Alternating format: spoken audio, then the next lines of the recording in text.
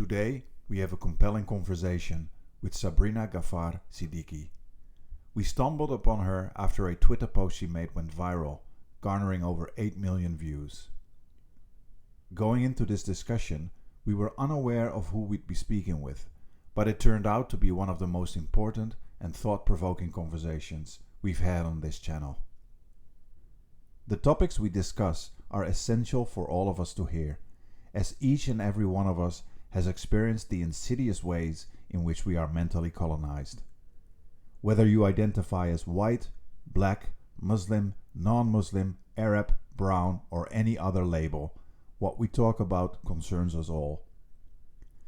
Our conversation touches on how we are all gaslit by our governments, how we are unwittingly conditioned to perceive some people as more human than others, why outspoken Muslim women face such intense hatred, the power of our cultures to blind us to racism, the Zionist onslaught on our world, internalized white supremacy, and much more.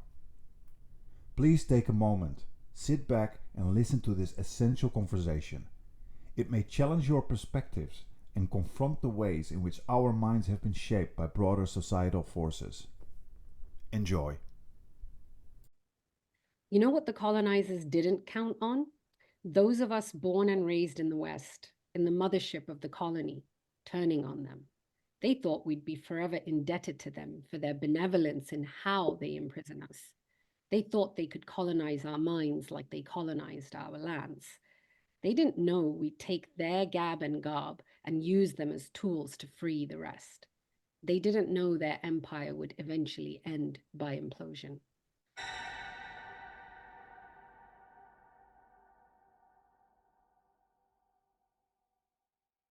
This particular tweet ended up, with like the most horrific death threats and rape threats, mass murder threats that I've ever received. I received a threat that this person who knew where I lived, who knew which region I was in, that they were going to come and hang my family from the trees, and that they were going to slaughter my family. In the West, there is always this glaring omission of their own responsibility to why this is happening. Why are so many racialized individuals, minority group members, however you want to call it, why are they turning against the West? Because nobody wants to hate their country. Nobody wants to be angry and stressful with the place that they are from. Where does that come from? Most of us who come from multicultural backgrounds are not really surprised to see what is happening right now with all the support for Israel. It's shocking, don't get me wrong, but the reaction, I mean, we knew already from very young age that there was a lot of gaslighting going on, because the many times that we felt and we saw that we were discriminated, or we were racialized, or there was racism going on, and the limitless amount of people who would say, stop seeing racism in everything. Oh, you think everything's discrimination. No, I am not no, it's not racism. No, you apply for jobs, you go everywhere, every simpleton gets in, but not you with a much better CV, etc. No, it's not racism. You're seeing things, even in psychology, people get cognitive treatment because it is all just delusions. So many of us have already seen the true face of the West for what it is, but nobody wanted to believe us. I see in this another example of the evils of a commercialized media system, because in a commercialized for-profit media system, all of these content producers are incentivized to do whatever attracts the most eyeballs, gets the most money. And if you find that people like, light-skinned heroes and damsels in distress, but then they don't react the same way to darker-skinned people in the same roles, then you just don't have them in those roles. And then that in itself helps to constitute that next generation of, schemas in the head, ideas in the head, maybe not even really conscious for most people, where you establish those roles. But if we had democratic control of media systems, we all recognize the power of the media, movies, TV, news, etc., to shape these racial schemas. We could reshape them. You know, the way that the world responded to Madeleine McCann going missing, you know, the blonde haired, blue eyed little girl. And the truth is, I was very kind of committed to that story and that case, and really like moved and disturbed by it. And it wasn't until later in life, when I was, you know, doing this work on internalized colonization and internalized racism and decolonizing my mind, that I realized that the fact that I gave so much importance to that case versus every other case where a racialized child or a Black child was murdered or missing is because they were successful in convincing me that white lives matter more. That's an extra form of violence that has been done on the oppressed peoples, such as Palestinians. The idea that you need to reflect your oppressor to gain sympathy, that you internalize the idea that those of your children who are most worthy to show to the outside world are those who look the most like your oppressor. I find it so disturbing. I find it so painful to see.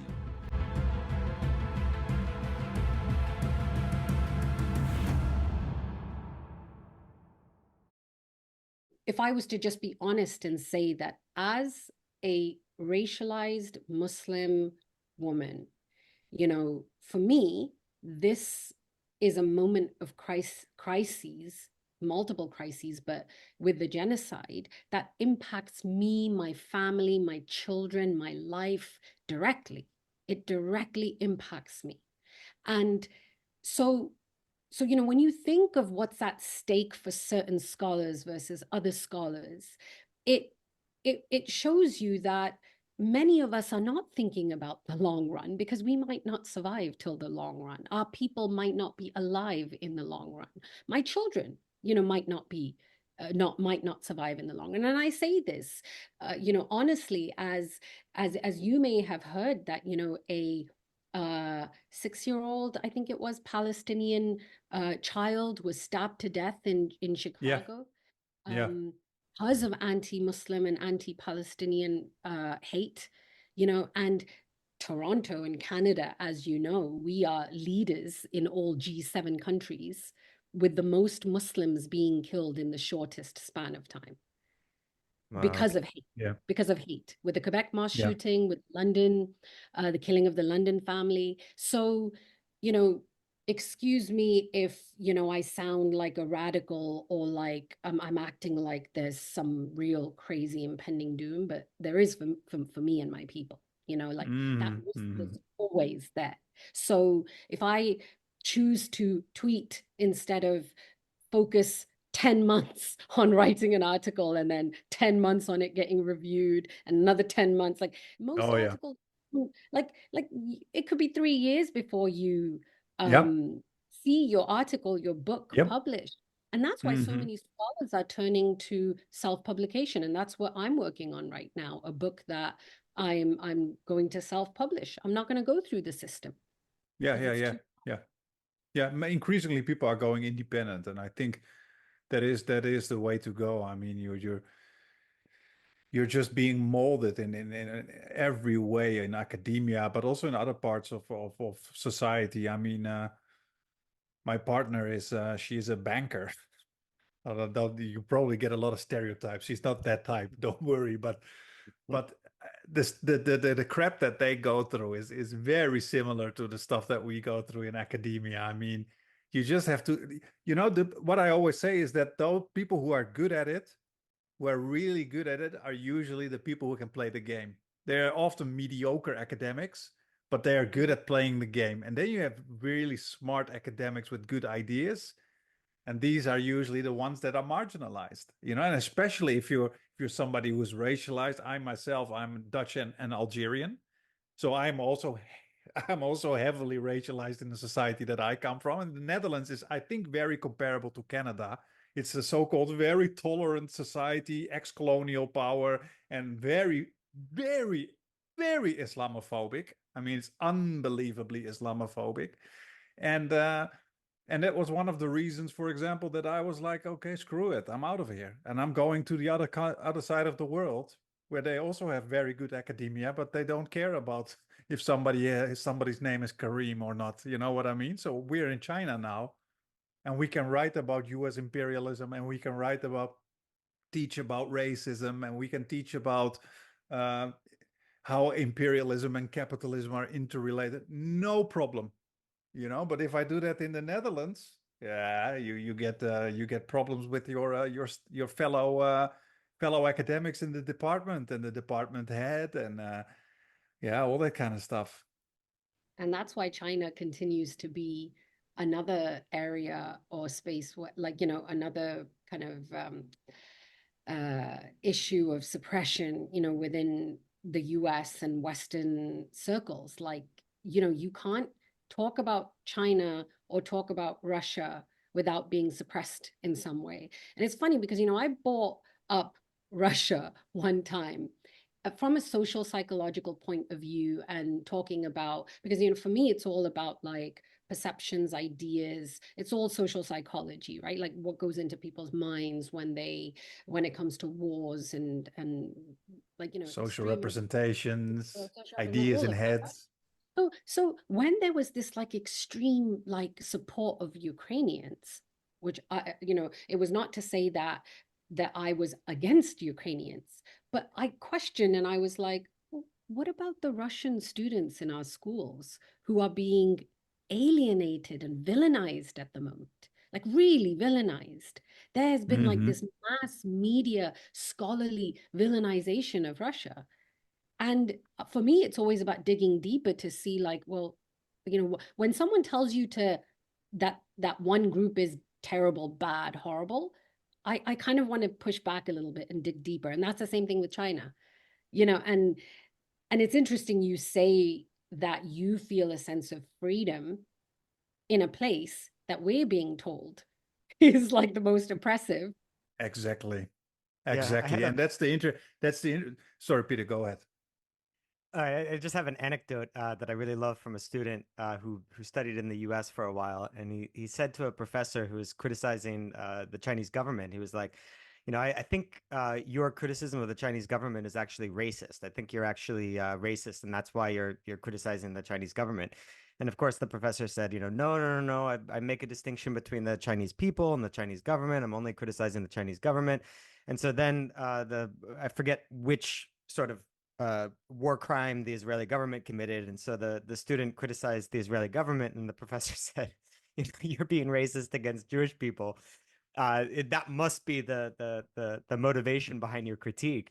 And he just pointed out the hilarious hypocrisy on the part of this professor who had never like put two and two together to realize like the exact same way of thinking he was applying to criticism of the Israeli government could just as well be applied to his own criticism of the Chinese government.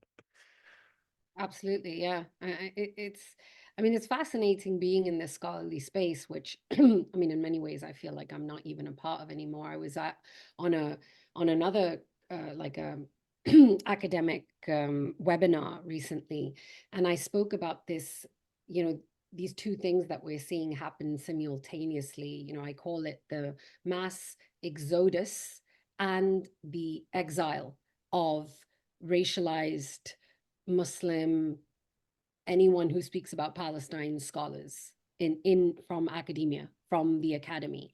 So simultaneously, what's happening is that, people are being expelled. Like, so there's an expulsion happening where people like me are being told that I don't belong, and you're losing your job, you're losing the rights and privileges of being a scholar.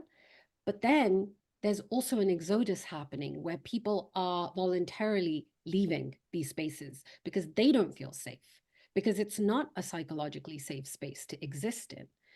We Mm-hmm. talk about, psychological gaslighting. That, I think that as a society, we're going through such a egregious level of gaslighting, Mm-hmm.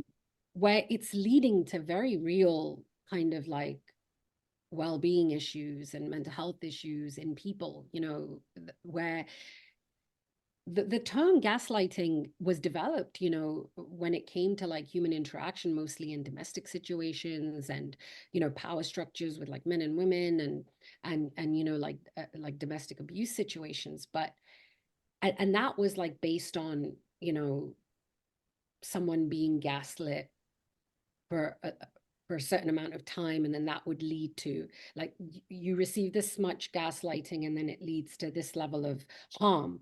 Now imagine, and that's like from one person, right? Like you're in an interaction where one person is gaslighting. Imagine being gaslit. I mean, you don't need to imagine, you're probably going through it as well. Like you're being gaslit by thousands and thousands and hundreds of thousands of people and institutions, and it's just this like massive level of gaslighting continuously for a year, over a Yep. year now. Like Yep. imagine the impact that has on your psyche and your just general well-being and your sense of self, sense of who you are and your worth.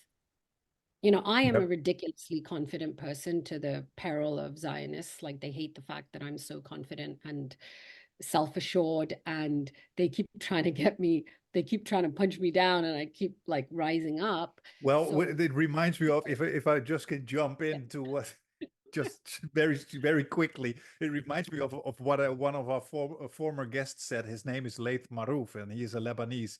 And he said in Canada, he's also from Canada, by the way.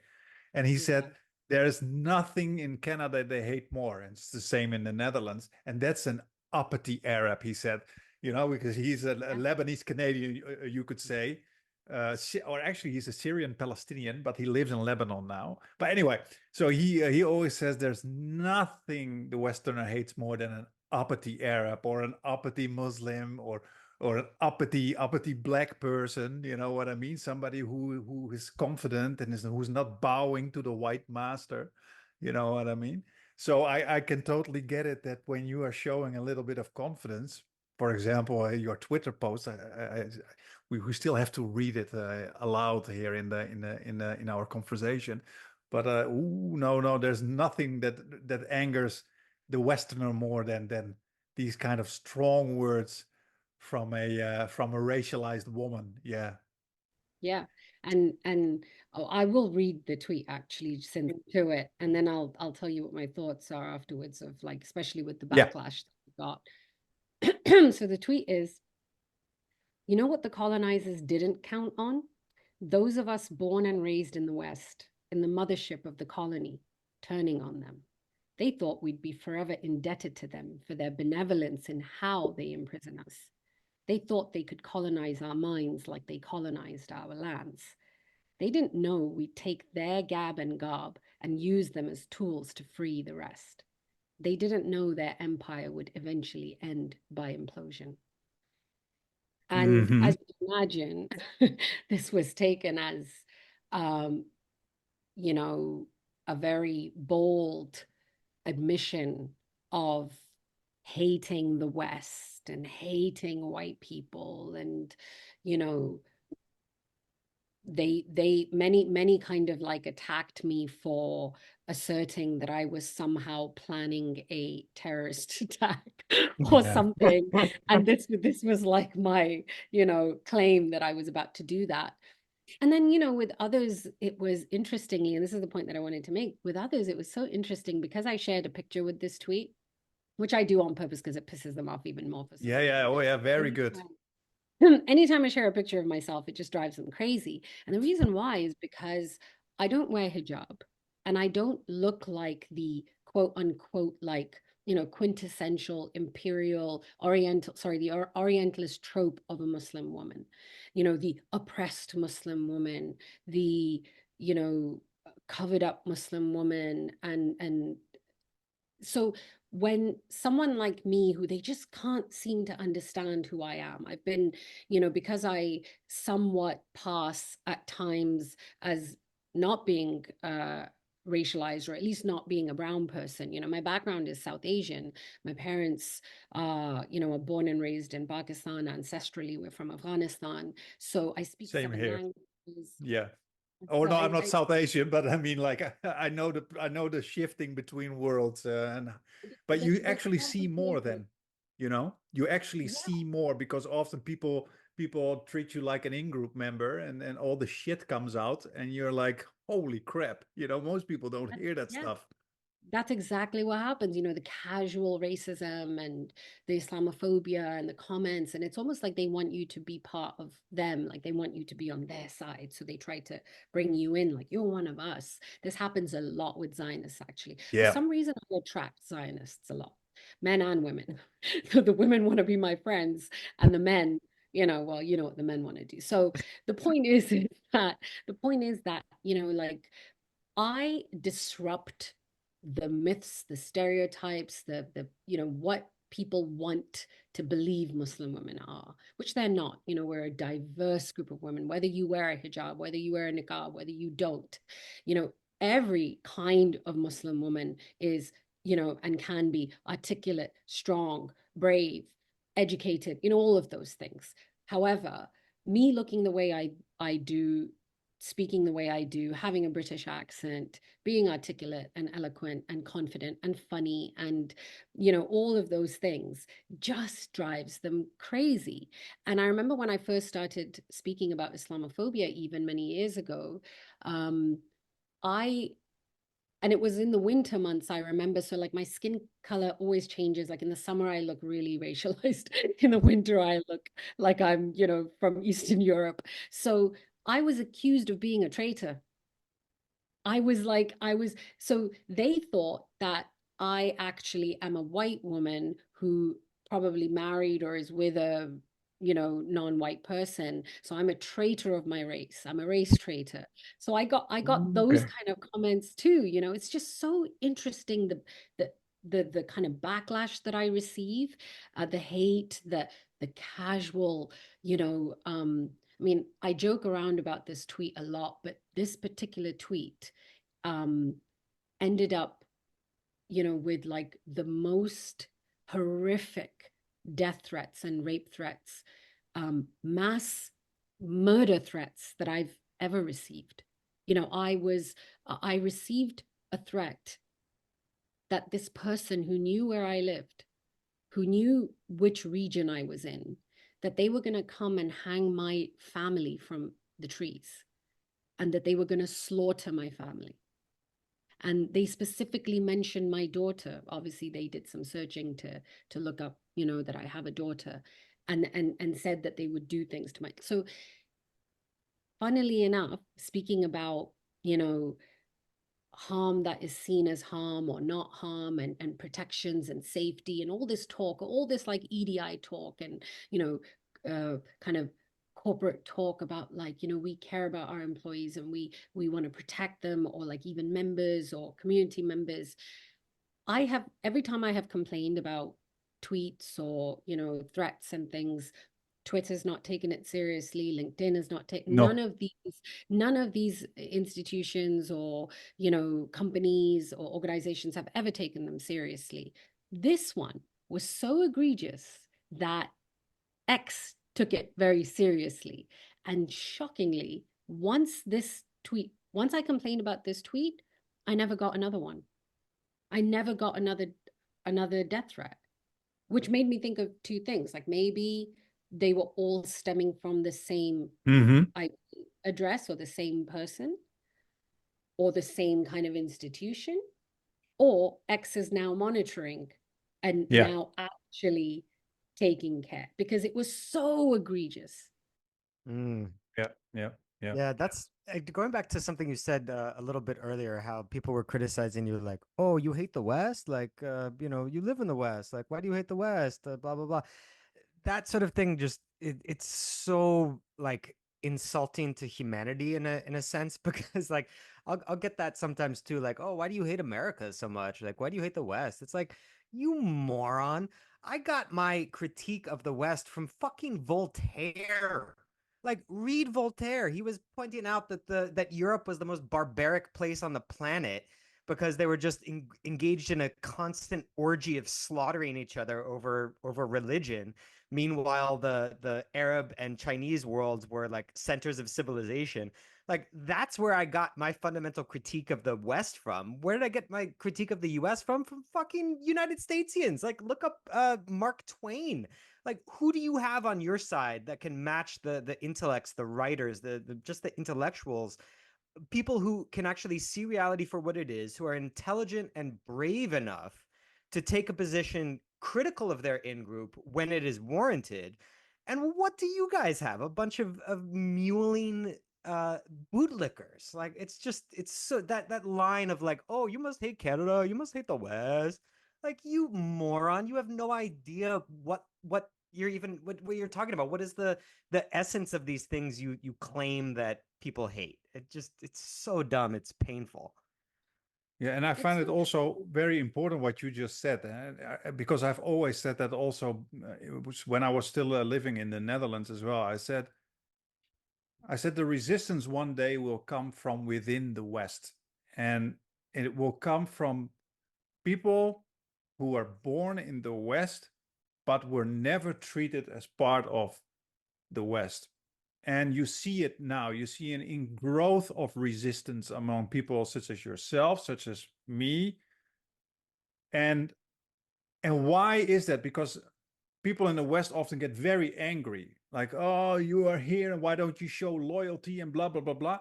But the thing is, how can you expect loyalty from people who you have always pushed away, who you've always demonized, who you've always how can I say that? Deemed the other, deemed not part of a society. So I always find it so hypocrite, you know. Like you also see that in the social sciences a lot, especially in psychology. You see often, for example, when discussions about integration and acculturation and all these things, it's often about what kind of strategy is the immigrant or the multicultural individual. What kind of strategy does he or she use to become part of a society? And I always say in my class, there's such a glaring omission in these Western studies, that is that often the strategy that the so-called immigrant chooses is often forced upon them by their environment, because you cannot assimilate, for example, if you are racialized. It's impossible. So in other words, people saying like, oh, they choose separation and that is unhealthy, because then they show that immigrants who choose the so-called separation strategy, that it's bad for mental health. But it's never the discussion that maybe it's not a freaking choice, but you are not allowed to assimilate within a society because you are racialized. And what I'm trying to say is that in the West there's always this glaring omission of their own responsibility to why this is happening. You know, why are so many racialized individuals, minority group members, however you want to call it, why are they turning against the West? Because nobody wants to hate their country. Nobody wants to be angry and stressful with the place that they are from. Where does that come from? You know what I mean? And you see that in psychology too. It's always the choice of the immigrant. Where is the discussion of the contextual pressures? You know And what I adding mean? furthering your point, more than being marginalized, alienated, made to feel like the other, these people also don't enjoy the same rights and privileges. Rights is a big one, okay? And not many people realize this. And, I often cite the story of Shamima Begum as an ideal, example of what the rights and privileges truly are of people like me at the end of the day, right? And for any of the viewers who might not know, but Shamima Begum is the girl who at age 15 was convinced online to become a ISIS bride, and she was born and raised in the UK from parents who had a Bangladeshi background, and she traveled to Syria. She traveled to become an ISIS bride, And once she got there, she realized that, this dream that was shown to her wasn't real, and Mm-hmm. she wanted to leave, and she couldn't leave, and she ended up having a child there, and she ended up escaping and ending up in a camp, and she tried to come back to the UK, and the UK revoked her citizenship. So Yep. this person who was born and raised in England was told to go to Bangladesh. And then Bangladesh turned around and said, she's not a citizen of Why not Bangladesh. Rwanda? Yeah. Like, Yeah. Yeah. like it's as random as saying that. The parents were born and raised in Bangladesh, but they were like, she's not our problem, she's your problem, which is true, because if she was radicalized or marginalized or alienated or in some way convinced to become a part of an extremist group, that's on the UK. Like, that's your problem. It's you created this monster, right? Which, can we really even call this person a monster? This is the very important point. She was 15 years old. She was a child. If she was a Yep. victim of sex trafficking, Mm-hmm. she would not be treated this way. And at the end of the day, she was a victim of trafficking. Yet she was tried and treated like an adult. So Mm-hmm. this shows you that you could be a child, you could be a victim, you could be all these things, but if you're Muslim, if you're racialized, you come Yep. from Arab, Muslim, any of these subsections, then that definition is removed from you. You're no longer a victim, you're no longer a child. You're actually a villain, you're a criminal, you become criminalized. And then, most important point here, her citizenship was so easily taken away. Now, for me, Yep. that was such a powerful moment, because I was born and raised in the UK. My parents were born and raised in Pakistan. So if I one day did something, which I'm currently doing right now, speaking against the government, technically, people are getting accused left, right, and center of being Yeah. extremist or being Yeah. radical or And being all of journalists. these Yeah. things, because Journalists of now. being speaking up for Palestine. So Mm-hmm. does that mean my citizenship can get revoked just like that because I've said something or done something? And mine can get revoked, but a white English person can't get their citizenship revoked. So Exactly. that shows you the difference in the Yeah. rights and privileges. And if our rights and privileges are not the same, then why is our loyalty expected to be the same? Exactly. Mhm. Yeah. Yeah. And you know what the thing is also, you talked about gaslighting in the beginning of this conversation. And to be honest, and probably that will be the same for you, most of us who come from multicultural backgrounds are not really surprised to see what is happening right now with all the support for Israel. It's shocking, don't get me wrong, but the reaction, I mean, we knew already from very young age that there was a lot of gaslighting going on, because the many times that we felt and we saw that we were discriminated, or we were racialized, or there was racism going on, and the limitless amount of people who would say, stop seeing racism in everything. Oh, you think you're everything's discrimination, everything's, no, I am not no, it's not racism, no. You apply for jobs, you go everywhere, every simpleton gets in, but not you with a much better CV, etc. No, it's not racism. You're seeing things, even in psychology, people get cognitive treatment because it is all just delusions.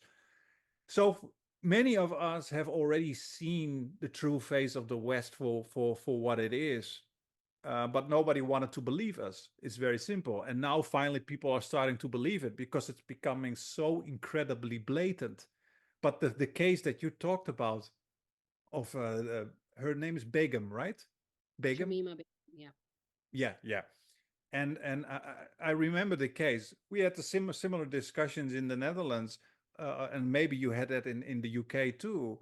That, for example, if people had the double nationality, that if they committed a certain amount of crimes, you can kick them out of the country. Now, the interesting thing is the Netherlands is very fascinating because you know what the Netherlands does? I have a Dutch mother and I have an Algerian father. And I was born in the Netherlands. Doesn't matter if your father is from another country, you must have also the nationality of your father. It's not Algeria that decides that. It's literally the Netherlands that decides that you must have also the what was it called, the nationality of your dad. So in other words, you are born a what is it, second class citizen, because if you would break the law as a Dutch person, but you are forced to have another nationality, you break the law maybe a certain amount of time, you're going to get kicked out of the country. Is it the It's same if you're modern one drop rule, but the modern way. Well, it's the Netherlands is worse. We had this discussion last time. Remember, Peter? In the Netherlands, if you're if you so for example, my father is what you call a first generation immigrant. I'm born and bred in the Netherlands with a white Dutch mother. Doesn't matter. I'm a second generation immigrant. My children would become third generation immigrants and then fourth generation immigrants. So it's not surprising that proportionally the most Jews were deported during the Second World War from the Netherlands because they have the most racialized, ethnicized archive, national archive, most efficient racialized archive of any European country. It's a very nasty obsession. You know and what would I that mean? work the same way if your mother were from another country, or is it No, just that's the interesting thing. So not what? your mother. So you How did they at least justify that? at least that was in the 80s. I was born in the 80s. So in those days it was when your dad. So it's also sexist when your dad is of another nationality. Then you also get that nationality. And one final thing before I talk too much, and then I'll shut up. Let's compare the case of Miss Begum with what is happening with all these murderous war criminals that go to Israel and fight there and kill children and torture and rape and everything. But this little 15-year-old British girl who is being groomed and trafficked, she cannot come back.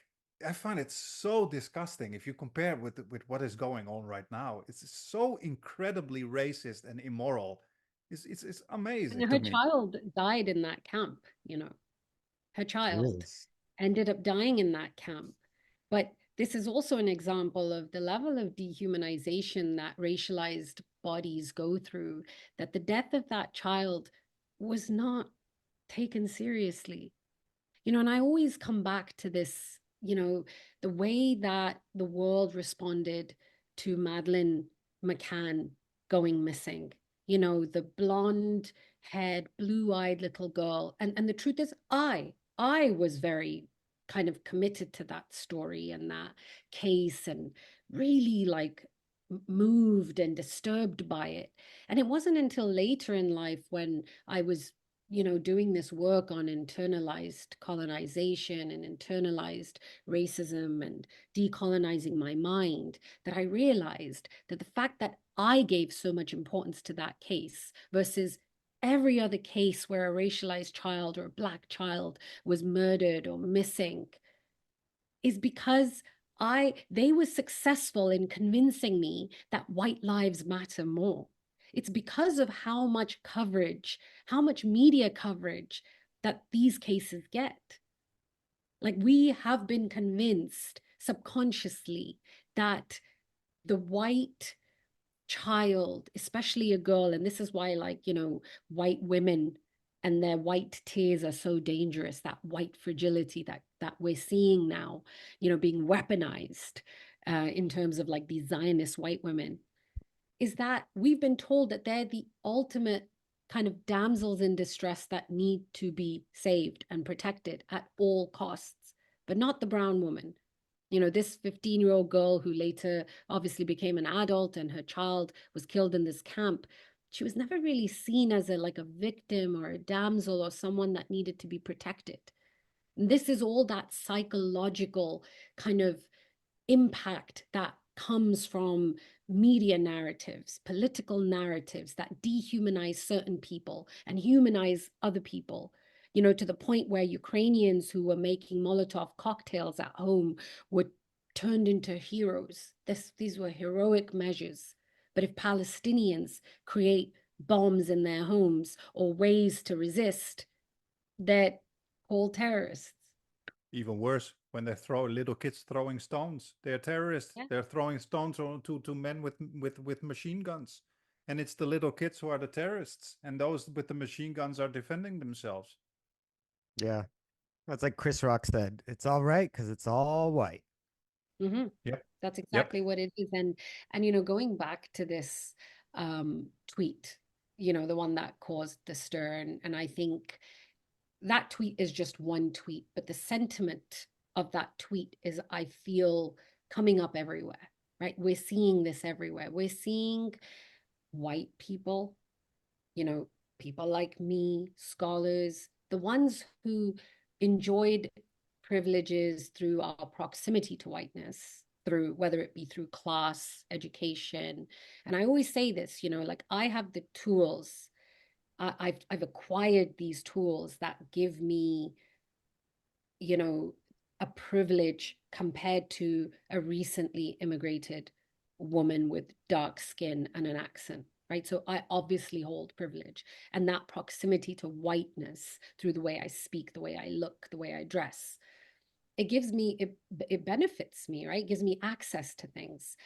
And some of us in these spaces where we have access, where we have privilege, we're we're turning we're turning on the Mm-hmm. master, right? And Mm-hmm. we're seeing this everywhere. And that's why, Ta-Nehisi Coates' book, and then the reaction that it received on the media, kind of like trail that he was on, it was so fascinating to see, because he was also one of those people who was turning, Mm-hmm. the educated, uppity Liberal, yeah, yeah. man, right? Who's turning now and speaking against them.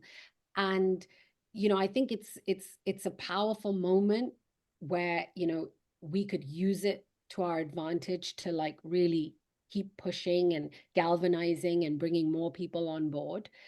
And that's why I do what I do. I know we haven't really gotten to what I do, but I was a professor of criminology and sociology and social psychology. I had been teaching at this college for 5 years, and then I was placed in this role as a senior advisor to not just the college, but I was a national EDI senior advisor for a government funded project. So holding a very, like, high position, well paid, respected. I was celebrated. They wrote articles about me, about how great of an employee I am, and how, like, how they were just proud of me, right? But then October 7th came, and my decolonized mind continued doing the work that I always do, the stuff that they celebrated me for. All of a sudden, I was not worthy of celebration. I was, removed from not just one role, but another role. And it's so interesting because I get this question all the time. Like, people will always say, like, so what's on the horizon? What are you doing? What's the next step? And a lot of colleagues, like well-meaning colleagues, friends, continuously send me job posters and job, like, like, so assistant professor here, or like, EDI leader here. And I'm at a point right now where I feel like I've awoken so, like, um in such a rigorous way from my slumber, or from this, like, institutional slumber, that I shudder at the thought of going back into one of those systems, those oppressive colonial systems. So who knows, maybe in the future I might go back and reclaim my right as a scholar in these spaces, but Or go something to that the I other side of the world, or go escape to and the do it other somewhere side of the else. world. You're definitely making a good case for me moving to China. Yeah, and But we're here. We're overtaking the West. I mean, our university now is what, 30 something of the world, and overtaking all these big ones in Europe and the United States, and that they can't stand it. I mean, the future is here. So I always say to great minds, think about going to the other side of the world. You know what I mean? That's a really important point that you just made, by the way, in terms of like that measurement scale, right? Like 30 something in the world. Something that I keep questioning is whose measurement is this? What's it based off? Like, Yes. we need to be questioning every single thing that we've been told or sold when it comes to awards, measurements. Nobel Prize. That's the one of the worst. The Nobel Prize. I can't stand that one. It's such Well, like it's the Nobel Prize a in bunch of economics, yeah. It's a bunch which of is the fake Nobel. privileged white men giving each other rewards, telling each other how great they are. Right, And Peter? Zionist. Yeah, that Actually, very much Zionist funded. It's being revealed everywhere that, you know, most of these kind of like awards and, you know, like what we've grown, these bodies, credible bodies, are heavily Zionist funded. Yep. well, Can the I economics share? Nobel. Sorry, this is Go a ahead, Peter. pet peeve of mine that the Bank of Sweden basically was able to push itself into the prestige that the Nobel Prize in actual sciences had developed over the years, and so they funded their own Bank of Sweden Prize in honor of Alfred Nobel for economists, which was economics was a field that the Nobel Foundation from the beginning never saw as valuable enough to issue an award to.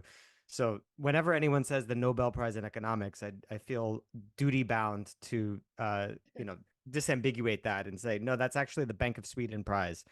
It's a fake Nobel, and most of the people who have received it, other than like Gunnar Myrdal, are usually pretty worthless. And Right. can we just say, you know, this whole idea of self-nomination, like how is that a thing? How can you self-nominate? You know, when I came into this EDI space, it's so funny because people were here, a lot of people know that Sheridan College, which is the college I was a part of, is kind of like a leader in the EDI world because they've received a lot of awards and, you know, within the EDI space. But while I was inside the system, I was shocked to hear that they nominated themselves for these awards. Yeah. It And happens that at our exists. university too. So, like, the fact that you can nominate yourself or get a colleague to like write something for you that, let's face it, you're the one who wrote it, and all of a sudden be given an award. And we are supposed to think that these are credible, objective, you know, bodies of Yeah. Yep. you know, kind of like knowledge production, and like when there's a clear bias and they're not really fair, that these are not fair vetted systems No, in absolutely place. not. You asked before, like, how are these rankings determined? Like, for a couple of years, I was actually answering the Times Higher Education questionnaire about ranking universities, and I noticed, like, when they asked, like, what are the top universities in your field, the names that popped up in my head were just the brand names. And then I Yeah. thought one step further, and I realized, wait, I don't know anyone at Yale, for instance, that has produced excellent work in political psychology. Like nobody came to mind. And then when I thought about it a lot more, it took a hell of a lot more work because I had to actually think of the names of the people that did respectable work. And then all of the names were names you would never think of on a ranking list. So I have zero faith in rankings. Like you can maybe rank, I don't know if rank is the right word. You can issue a trustworthy like rating or kind of quality assessment of individual people's work and maybe even like faculties on a certain topic. But it's absurd to think in terms of, oh, this university is the best, therefore they must be the best in solid state chemistry to linguistics. Like that's just nonsensical. Hey, And can this I is the guys? reason, yeah. Sorry, go ahead. I was just gonna add that this is the exact reason why I decided to take my classroom online and focus all my advocacy work on educating people. Like, and you know, I think you will all agree, you both would agree with me that oftentimes when we're in this kind of like academic scholarly like bubble, like sometimes you take for granted what other people know or don't know. Like, you know, sometimes I think something and I'm like, well, everybody thinks that, or everybody knows that, you know, Curse it'll of be a knowledge. academic. Curse of Sorry? knowledge. It's the curse Yeah, of knowledge. I just learned this thing a personality. few years ago. Yeah.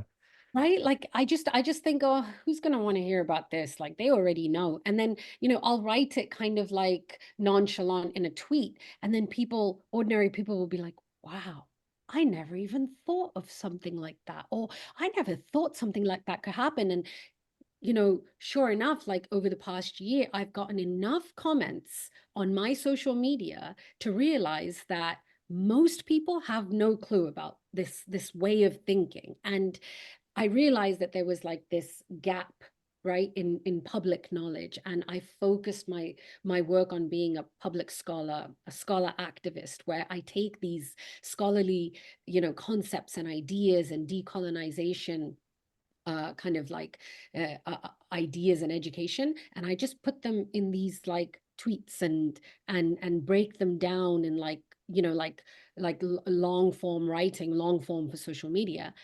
And that's been my focus. And it's so interesting also because now so many kind of like people, like leaders, Palestinians, people who are kind of leading the activism have turned around and said that, Palestinians don't need your donations. They don't need tents. They don't need, because the truth is nothing is getting to them.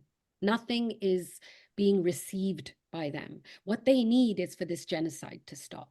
And the only way that we can stop this genocide right now is through our words and through our activism online and doing that work, like educating people, spreading that knowledge and awareness. Like, this is one of the first times, where we're dealing with such a mass scale disaster, man-made disaster, where donations are not what is needed. It's actually education and awareness building. I'm sorry, Kareem, I cut Mm. you off and then I went off on a No, no, no, tangent. no, no, no, Good no point. worries, Good no point. worries at all. So, what I wanted to jump back on something that you said in a while ago, and that was about um, what was her name again? Maddie McCann? What was Madeline her? McCann. Madeline Madeline McCann. McCann. Yeah, yeah. Yeah, Because I remember my mother actually watching a documentary about her on Netflix, I think, also, and yeah, there's yeah. one big. 20 something years later, and they made this documentary about her. The obsession is wild. Like, still, people are so obsessed. I am Exactly. blissfully ignorant of this story, but It's I And very think and that's about to fascinating. You end. should, yeah, you should look into it. It's very fascinating. and there are so many examples of this happening. I mean, like I said, I've seen these things already was since I was quite young, and people would say, "Oh, you see things," but people will increasingly see these things. But there's another thing that I've noticed, and I've also written an article about it on my Substack. Let me quickly share it. Um, and that is something I've also noticed, and I wonder if you've noticed that.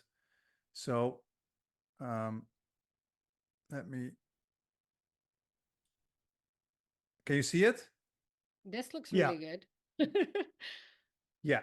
So the disturbing white supremacy and visuals of Arab suffering when activism upholds anti-Arab racism, the bias in circulated victim photos. So these are not victims, of course, because out of respect for all these victims Mm. photos that we see online, I didn't do that. But these two are two Arab women, and I discussed the trend in this article um, about the fact, and I've really noticed that, and it's bothering me, and I wonder if it's bothering you as well, Sabreena, is that I not increasingly, I just continuously see on Twitter X that sympathy videos and sympathy photos of Lebanese children, Palestinian children are overwhelmingly light skinned, white looking Arabs. And first I thought, okay, maybe I am focused on it too much. I didn't want to see it, but it became so glaringly obvious that I was actually starting to look for sympathy videos with dark skinned Palestinians and dark skinned Lebanese because they're there and there are a lot of them. And I hardly see them. And I find that very, very disturbing. And I always say that's another that's a an extra form of violence that has been done on the oppressed peoples, such as Palestinians. The idea that you need to reflect your oppressor to gain sympathy, that you internalize the idea that those of your children who are most worthy to show to the outside world are those who look the most like your oppressor. I find it so disturbing. I find it so painful to see. Have you noticed that? And what do you think about this? I think that that is an excellent point. You know, I have spoken about and noticed something which is on a similar line to this, or a similar line of thought, is that, you know,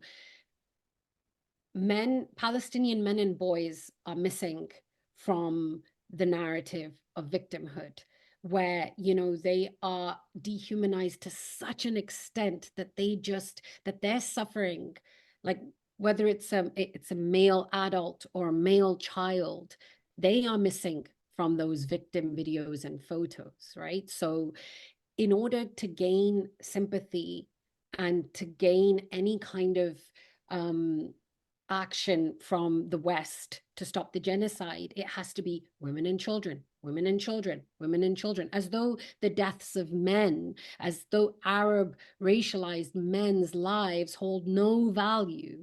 Like, you know, and just by way of their existence, they are, complicit somehow in violence, right? You know, like even young boys. And it's interesting because Zionists, like the Israeli government, considers any boy above the age of 14 actually a man. Like 14 is the age over which you can be imprisoned, taken in custody. So they've completely uprooted and changed the definition of youth and childhood, right? So they've removed childhood from Palestinian boys. And adding to that, your point is so excellent because it's like layers, right? Like layers to who is seen as a victim. You know, a woman, a girl, and then on top of that, the next layer is that if you really want to get sympathy, it has to be the lightest skin woman, the lightest skin girl. And then the little girls with the blue eyes and the light skin, you know, the blonde haired little boys, or I saw they're them. the ones, yeah, they're the ones who really garner. And what's most fascinating actually is not just that these videos are used to capture the attention and empathy of the oppressor, or forget the oppressor, even like white people in the West, right? Like to kind of get them to feel it's relatable in some way, or to get their attention that, you know, these people look like you should care. But also the fact that racialized people also find the empathy towards them more, right? Like that is that internalized, the internalized subconscious favoring of light skin, of, you know, that whole white. This is why I mentioned the point about Madeleine McCann. The fact that your mother and the fact that, you know, my family and me as a racialized person, there were so many cases. There have been so many cases. You know, there's recently been a case in Canada, and I followed this case so deeply, of this, you know, Jane Doe type little girl who was found, a little black girl who they don't even know how old she was, but they're saying possibly between the ages of 6 to 9. A little black girl was found in a dumpster. It has been almost 2 years. They don't know who she is. Like, there's been no verification of identity. No one has come forward to claim this child. And by all measures, this is like unacceptable and unbelievable that a child, you know, some articles have been written about how is it that a child can exist in this world for 9 years and no one know who they are, who they belong to, where they live, who the parents are. Like, how can you live 9 years in Toronto and not be recognized? And then the fact, so that is a very interesting case, but it didn't get the attention that the Madeleine McCann story got. you know, a 4-year-old blonde-haired, blue-eyed girl went missing, and all of a sudden it's fascination. The world's attention is there. Why is this little black girl's, you know, death and her being found in a dumpster not something that everybody is analyzing psychologically from a social, you know, social context? Like, what happened to this girl? Nobody cares. Yep. And that is, even we don't care. Even the racialized people don't care enough to turn it into like you know, a story because of that internalized colonialism. It's the same as let's be honest here. It's the same. It's also the reason why many of these psychopath rapists and murderers choose black prostitutes or indigenous children to attack, or even worse. Let's confront ourselves. It's also one of the reasons why genocide in Sudan gets lesser attention than a genocide in let's say Palestine or in Europe, such as what happened in Yugoslavia, for example. You know what I mean? And what you're saying about that internalized white supremacy, I always say internalized imperialism, because what it actually does, and I also write it in my article, it's a very insidious thing. It's this self-dehumanization of your, let's say, your darker skinned children, your black and brown children, your curly haired black Afro-Palestinian children. And these are also there. You know, you also have very black Palestinian children. What this self-dehumanization does is that it actually reproduces, reinforces the reason why it's so easy to kill Arabs. I mean, this is the most painful, most frustrating thing to me. Why do people not see it? Like, guys, you're upholding something that is exactly the reason why it's so easy for them to kill you, because you just you dehumanize your own people along with them in the same way. Like, they are not even worthy to put in a picture frame. You know, how can you expect from other people to humanize your people if you yourself not even humanize them? You know what I mean? It's emotionally so disturbing. You know, and don't get me wrong, you can't blame people. A lot of people consume these kind of systems without even thinking about it. I mean, we've all been victims of it, and it's Yeah. so important now to teach the world to try and wake people up. You know what I mean? I see in this another example of the evils of a commercialized media system, because in a commercialized for-profit media system, all of these content producers are incentivized to do whatever attracts the most eyeballs, gets the most money. And if you find that people like, you know, light-skinned heroes and damsels in distress, but then they don't react the same way to darker skinned people in the same roles, then you just don't have them in those roles. And then that in itself helps to constitute that next generation of, you know, schemas in the head, ideas in the head, maybe not even really conscious for most people, where you establish those roles. But if we had control, democratic control of media systems, we all recognize the power of the media, movies, TV, news, etc., to shape these racial schemas. We could reshape them, but we would need control of media systems, and that's not going to happen in commercialized for-profit systems. Oh yeah, this is what Rumsfeld and Cheney and Bush thought would be the reaction in Iraq. Mm-hmm. Exactly, And, and that these kind of unconscious framings, these kind of unconscious priming, of this Khaleesi, this blonde woman, and then being held on their hands by all these brown people. Most people don't see it. I've discussed it with my mom back in the day. She didn't even see it. You yeah, know? most people can see it, which is why people, and this is where that whole you know, the idea of uh the curse of what was it called? The curse of knowledge, when you Curse of assume that knowledge. everyone has learned what you've learned. Yeah. Yeah. So that it's something new that I just learned today, and I love it. I think that that explains so much, that, you know, the curse of knowledge is that we just think everybody thinks like us. And I think that in itself is a case for scholarship and knowledge building, translating, needs to move out of these elite spaces and into public spaces, because we can't just assume that what we have learned other people already know. And I know we focused so much on this idea of like unconscious, kind of the unconscious way in which we are fed these narratives. We internalize them and we perpetuate and reproduce, the same ideas that oppress our own. But before we end, I do want us to also talk about the conscious ways in which it happens as well.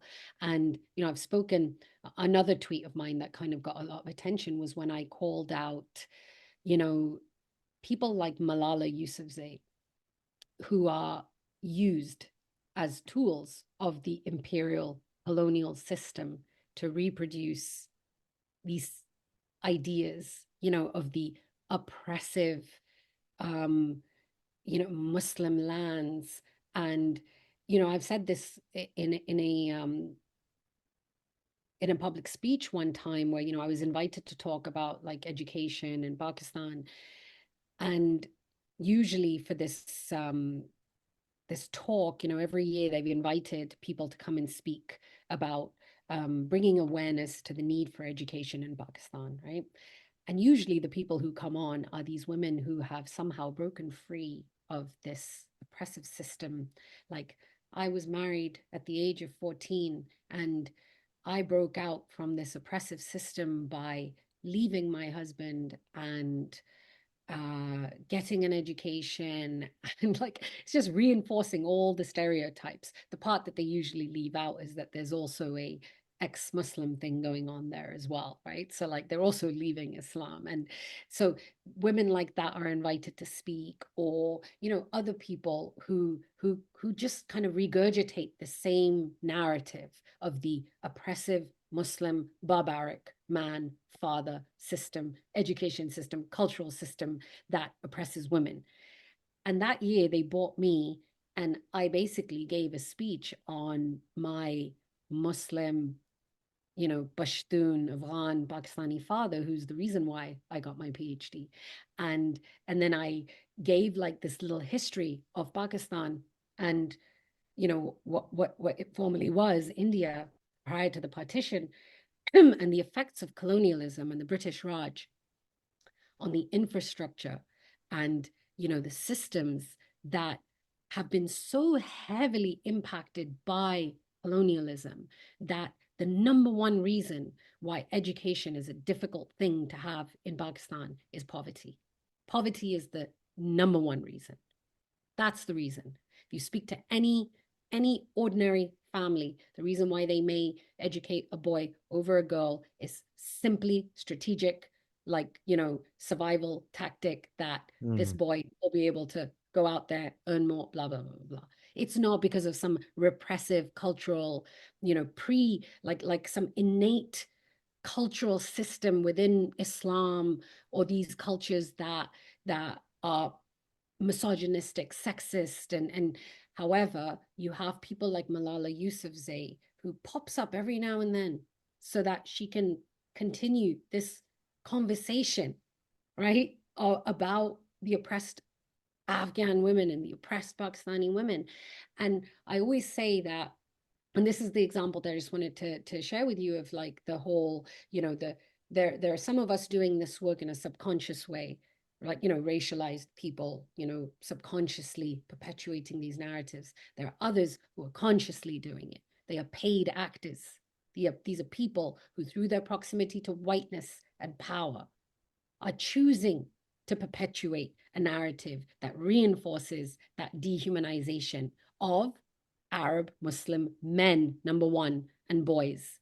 Like, I do want, like, and as someone who talks about feminism and feminist scholarship all the time, people get shocked because there's a when I used to teach gender studies, I used to have a module on men and boys, and how, masculinity, toxic masculine, really deconstruct this idea of, when it comes to masculinity, and especially like to men and boys, who gets dehumanized, and Arab men and boys, racialized, Black men and boys, how they are treated, and how the perpetrators of that violence against them are white women. It was part of my gender studies course that Nice. people don't usually get that kind of education, which is why Mm. Yeah. want Good. professors like me out. Yeah. If I can Yeah. just say Exactly. in defense of Malala, and also Greta kind of falls into the same category, like early on in their kind of public career is not the right word, but you know what I mean. Like early on when people around the world knew who they were, uh, there were people on the left kind of criticizing them for, you know, just as you said with Malala, and then with Greta, it's like, oh, well, she doesn't focus on capitalism. That's the real problem.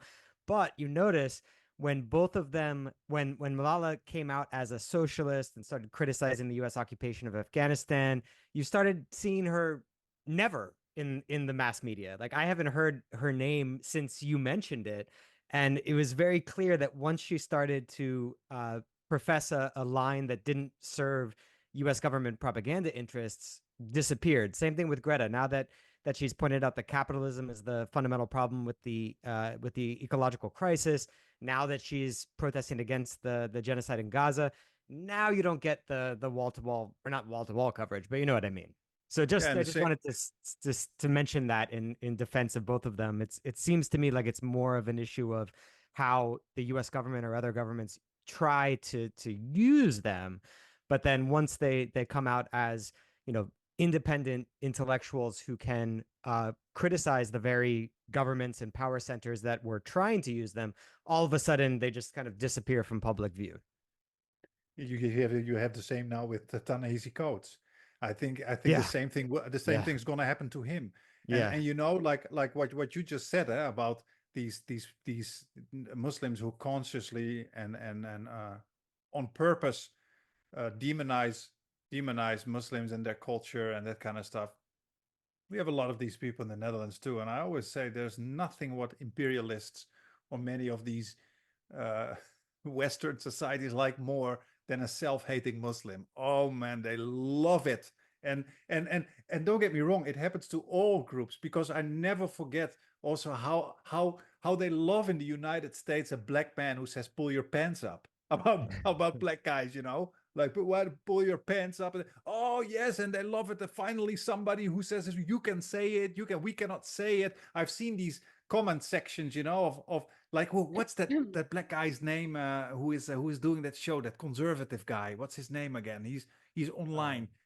Uh, he's a Christian, a black guy. He's a Christian, and he believes in conservative values. And Uh, oh, what's sorry. his name again?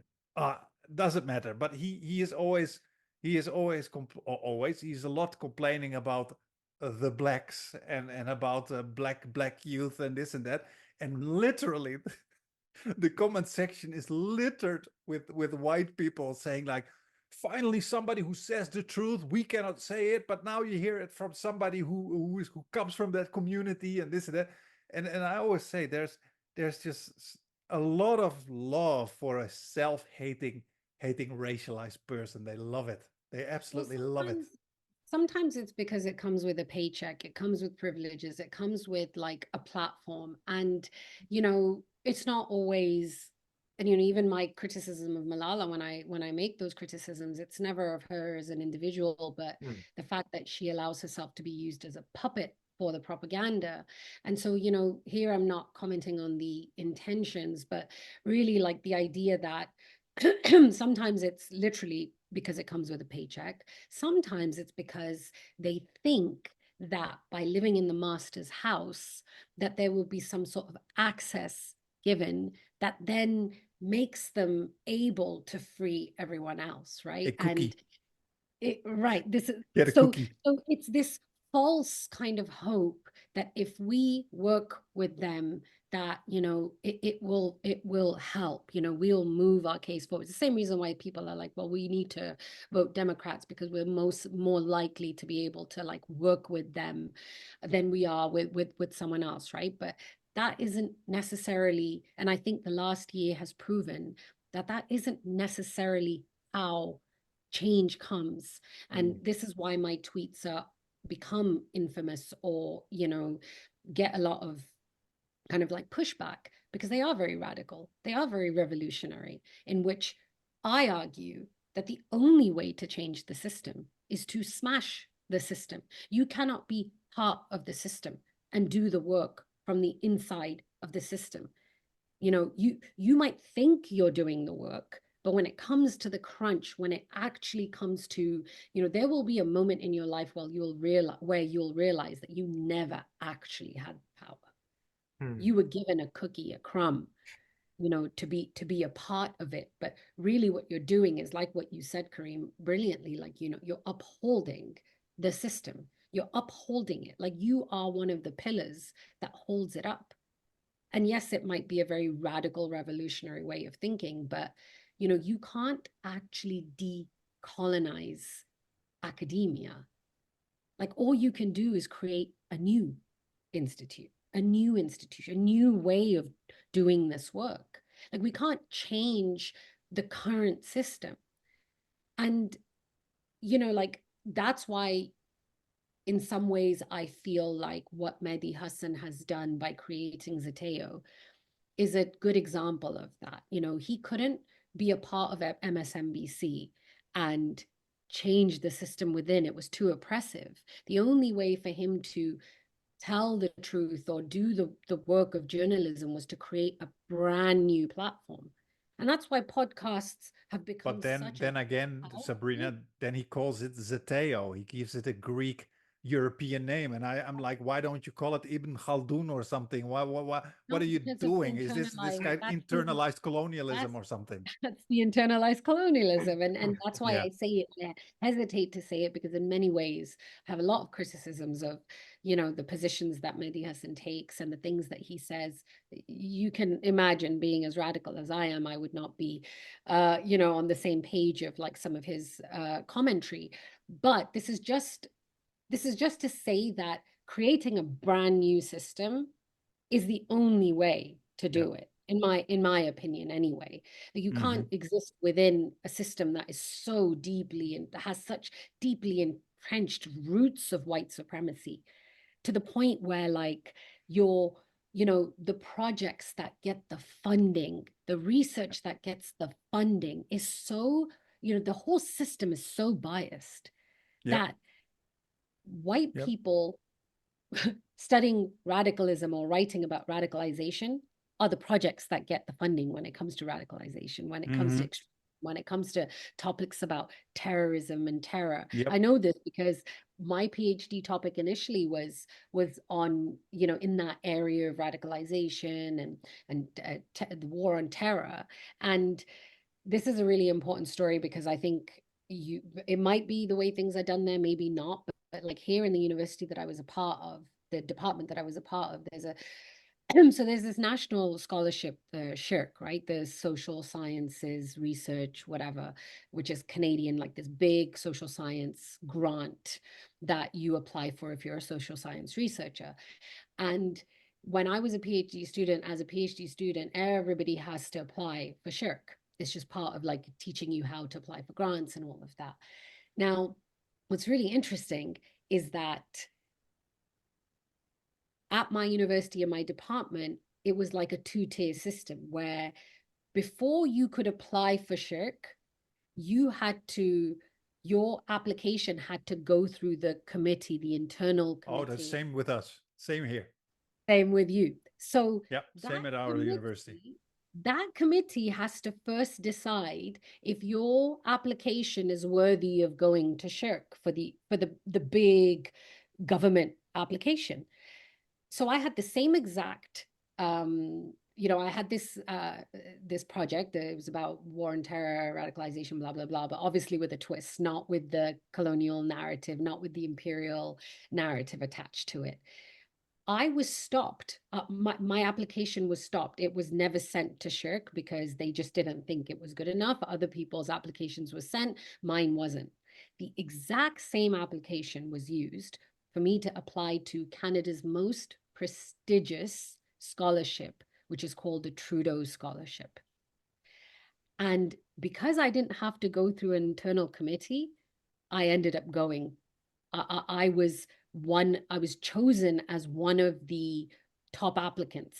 Now, the fact that I didn't get the official scholarship is besides the point. The point of this story is that my application was like it was considered good enough for the most Yeah, prestigious but that's the way scholarship academia works. in Canada. That's the way However, academia it works. it had to rely on the biases of an all-white committee Mm-hmm. has preconceived ideas of who should be doing, and especially when it comes to this idea of objectivity and subjectivity. Oh my God. For a Muslim woman to be doing research about Muslims, my PhD defense ended up being famous in my department as the longest defense, oral defense that the department has ever had. It was like a 4-hour defense. And the question that they kept hounding me on was, how do you justify being a Muslim researching Muslims? How do you justify the objectivity in your research? I Yeah. spent 3 hours explaining this is my chosen committee member. The person who put the question forward was not even an external. It was my own committee member, a white woman. She wouldn't It's let very, go. very I find this stuff very, very, very angering, very frustrating, because let's be honest. If we go back into how psychology and anthropology and sociology started out, it was white men only writing about indigenous peoples all over The the world, and native. it still happens. I mean, the most famous research about the Middle East and even about China and Japan are often Western men who write about these societies. And that's the problem in academia. The problem in academia is that reviewing committees are usually gatekeepers. They are gatekeepers that try and maintain the status quo.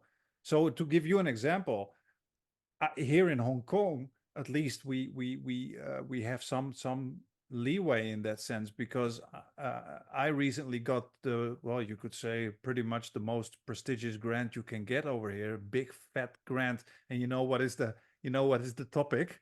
The topic is studying internalized colonialism. Psychologically studying internalized colonialism and how that relates to In Hong Kong. imperialism. Yeah, in Hong Kong, in Malaysia, and in Singapore. I mean, 3 different countries. And I can assure you, if you read the kind of background I give, it's so anti-imperialist that I think I wouldn't even have a chance if I would do that in the Netherlands. And Peter has a similar kind of story. You got a big fat grant, and that was about the whole Ukraine narrative, right? That's slightly different, but yeah, your point stands. Like, I don't think your research project would never have gotten funding in the U.S. or probably Europe, partially because there isn't like anywhere near the same degree of government funding for social science research in the U.S. or Europe as there is in Hong Kong. But I just wanted to say, like, Sabreena, your story about the bias question is just so absurd. It cracks me up, but it gave me an opportunity. I want to recommend to people, like, if anyone's interested in the question of bias in science, please do check out this fantastic book by Miriam Solomon called Social Empiricism, where she's a philosopher of science, and she goes through the history of science and points out all of these examples of people who have their own perspective on the world, their own ideology. And oftentimes, people's different perspective on the world creates hypotheses that other people with a mainstream perspective would never have come up with. And in testing those hypotheses, they've added considerably to our knowledge of various issues. So she does it better than anyone I've read, at least, in pointing out this whole idea of bias is so goddamn stupid. The way that we typically conceive of it is so fucking dumb, because it as you both would probably understand intuitively, what it really is saying is, if your perspective is different from the mainstream of people who dominate the given field, then it's biased.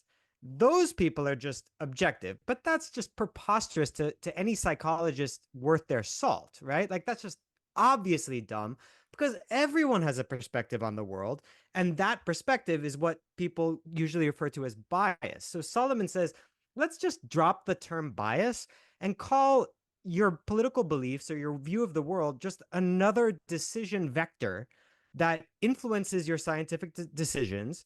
And the most healthy scientific community is one in which people have many different decision vectors. And in that process, that is how we best uncover reliable knowledge about the world, rather than this charade of saying, oh, that person's biased. Why? Really? Because they disagree with me. Like if you drill down to it, that's the real reason why people say somebody else is biased, because they have a different ideology than mine.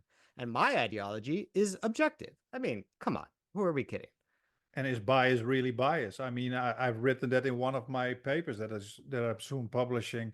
Is racial bias really bias? Can you say that a police officer who has the tendency to shoot a black person faster than a white person, is he biased? Or is he just a logical product of the context that he grew up in and lives in, that shapes the brain in such a way that you shoot a black person faster than a white person? How can you call that bias when it's literally the direct product of the society that you are in? That's not bias, that's a natural adaptation. You know what I mean? But anyway, I already feel we can talk for hours with you, Sabreena. So that this was very good, and there are so many more branches with regards to the stuff that we talked about that we can go into and go deeper into. But you have already been super generous with your time. Yeah, thank you. Yeah, that was Being really good. being unemployed helps. Ah, okay. Yeah, right. More Well, time, right? lucky you. I mean, you're free, right? Yeah. Confident, self-assured, and capable of self-deprecating humor. I love it. Oh yeah, that's why I told you it's because Mhm. I do stuff like I make funny comments, self-deprecating humor. They find me like so incorrigible, and honestly, like the hate that I get from Zionists is crazy. It's mostly because I don't fit some mold. But Keep yeah, it up. it's been a really great conversation, and I think that, uh I try not to I'm trying my best not to feel so jaded by, academia, and speaking to other academics who are not who, who are not, I mean, you are within the system, but your thoughts align more with mine. It's such a good reminder that we're not alone. Like, we're not working in our silos and our bubbles, and there are more of us out there, and it strengthens your resolve to do this work, and just to know of your existence, and the way you think, and the kind of work that you're doing is, I think, really important, which is why this podcast is also very important, because whether you're an academic or a student, it's so important for people to hear us, from outside of that system, and to bring that classroom onto the online space. So I appreciate you doing this. Thank you. And for inviting me. I really did have a great time Well, chatting with you, Thanks and for happy coming. well said, well said, well said. And we are definitely gonna hit you up again and bother you again. So Pray I don't hopefully. get a job anytime soon. Yeah. Okay. Because we definitely have so many more angles to go into, and I think it's so important to discuss these things. I mean, it doesn't get discussed enough. All these details about the way that gatekeeping works, or the way that these let's say these photographs that we just talked about, Madeleine McCann, all these angles. I think it's so important for people to see these things. But yeah, again, thank you very much for coming on. That was really, really good, and we are definitely going to chase you again in the future, and hopefully you'll come on again. Inshallah. Well, thank you for staying up so late for Inshallah. me, and have a good night. Thank have a you. good Thank day. you. All right. Have a good night, and well, have a good day, and for us, good night. Thank you. Bye. Great talking with you, Sabreena. All Thank right. you. Bye bye. Thank you.